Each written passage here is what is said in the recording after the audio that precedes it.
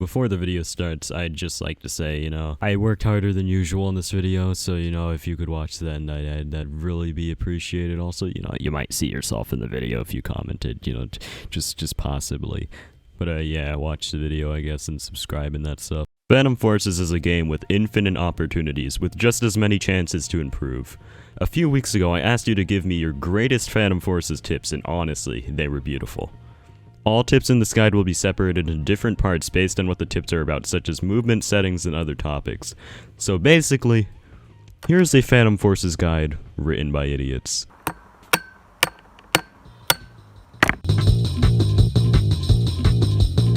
Phantom Forces is a game with very dynamic movement.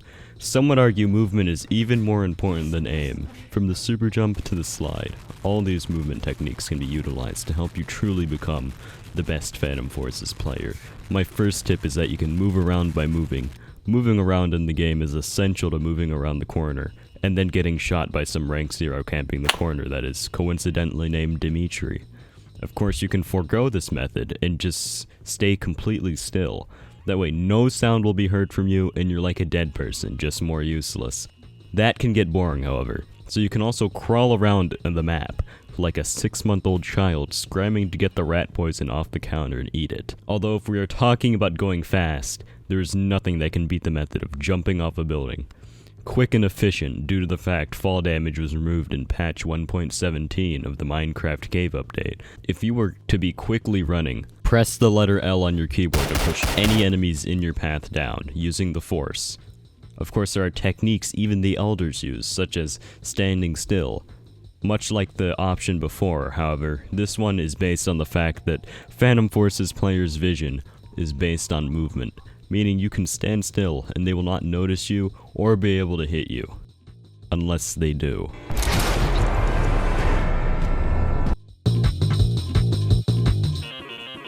Phantom Forces is heavily based on game sense and knowledge, meaning if you know what to do in a situation, you most likely will not die. Here's my first tip. Spawning in is the most common cause of death, meaning if you do not spawn in, you will never die, making you Jesus H. Christ.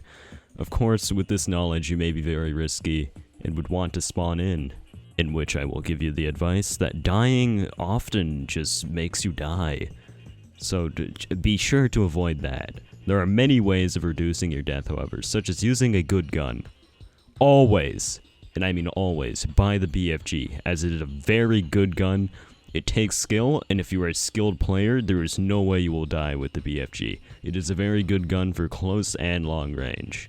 Also, listen, reloading is always an issue, so always reload in front of enemies to make sure your bullets will be used on enemies instead of the neighbor's pet hamster. Aiming in the wrong direction may help your enemies notice that you are mentally disabled, and they will not shoot you out of pity for your very soul and being. Traveling with teammates, specifically very close to them, and not scattered, will help your survival, as strength is in numbers. Your teammates could also be imposters, which means you should shoot them, as Among Us makes me want to die. Lastly, do not hold on to grenades. It was never meant to be. Phantom Forces has an array of different weapons and attachments to go along with them. The level of customization Phantom Forces offers is almost like Burger King, and truly if Burger King offered more coupons, I would buy more from Burger King. My first tip for weapons and attachments is that guns like the MP5 have lots of penetration and tend to do the most damage in the game. Grenades are also an important weapon in Phantom Forces, being able to put out more damage than any gun in the game ever could. To cook a grenade, simply hold G for 5 seconds and wait. Additionally, waiting for 5 seconds will increase the blast radius and effectiveness of the grenade, guaranteeing yourself a kill. The knife additionally is one of the best long-range guns in the game, along with snipers, which have the highest recoil in the game. So the DCL sight that also lowers recoil while providing the lowest magnification in the game is the best to use on snipers such as the BFG and Hec-8. Although on lower recoil guns such as the M231, you should always use high magnification sights such as the VCOG 6x scope, which will help you see enemies and aim better, along with the hollow point ammo type, which makes the damage of the gun overall higher.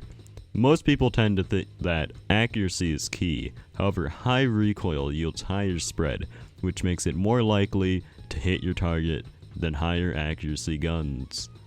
The horizontal recoil of most guns makes it so that strafing is simply not worth it, and you should always move in a straight line that will improve your gameplay.